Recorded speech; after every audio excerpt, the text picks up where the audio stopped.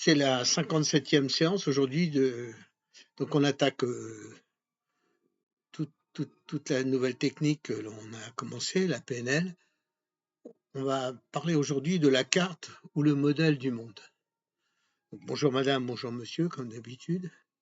C'est la 57e leçon. 57e vidéo, pardon. La carte n'est pas le territoire. Notre système de perception, bien que très sophistiqué, est insuffisant pour percevoir le monde qui nous entoure dans sa globalité. Notre perception est donc incomplète et déformée, filtre et processus. Bon, ça, on verra ça après, évidemment. La représentation mentale de ce qui nous entoure n'est pas une copie exacte et conforme du monde. Exemple, le mot chat ne griffe pas. La carte est unique. Chaque être humain se promène dans la vie avec son propre mode de fonctionnement. En conséquence, chacun capte ce qui se passe autour de lui d'une manière unique. Ce qu'il en fait est unique. Exemple, la France, c'est un territoire. Une multitude de cartes la représentent. La carte des autoroutes, la carte des vignobles, la carte des hôtels, des chemins de randonnée, la carte des montagnes, etc. Mais dans aucun cas, ça n'est pas la France réelle. La France réelle, elle est multiple. Voilà. Cela dépend donc de ce que je veux faire. Pour aller de Lille à Marseille le plus vite possible, la carte des autoroutes est la plus appropriée. Ce qui veut dire que la carte et notre perception que nous avons du monde, elle est exactement comme cet exemple, elle est limitée à ce que nous percevons, ce que nous ressentons, et ça n'est pas la réalité objective.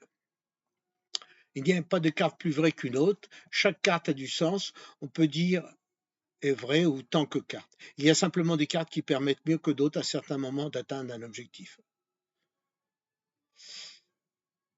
Je redonnerai l'exemple après, mais c'est sûr que vous vous imaginez bien que c'est aussi finalement le problème de la tolérance. Donc chaque carte du monde, on a des multitudes de choses. On a des valeurs, des ressentis, des critères, des sentiments, des opinions surtout. Et c'est pour ça que souvent il y a des affrontements. Pourquoi? Parce que chacun a raison.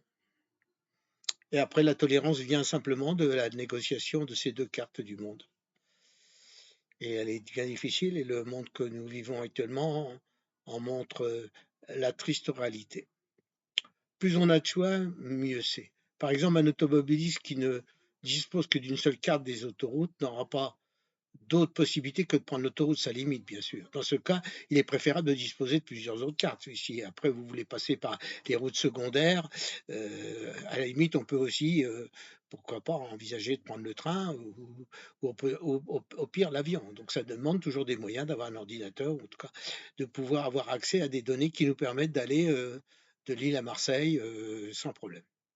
Je suis le monde tel que je suis, dit Paul Éluard. L'homme est ce qu'il croit. Anton Pavlovitch Tchekhov. Voilà. Maintenant, c'est à vous de laquer. Faites vos commentaires afin d'enrichir le débat. Voilà. Je vous remercie. Et puis, on va continuer à attaquer probablement les filtres et processus et puis d'autres petites choses pour expliquer au fur et à mesure ce que je dis pour que vous n'ayez aucun manque, aucune incompréhension. Merci encore de votre écoute et à la semaine prochaine. Au revoir.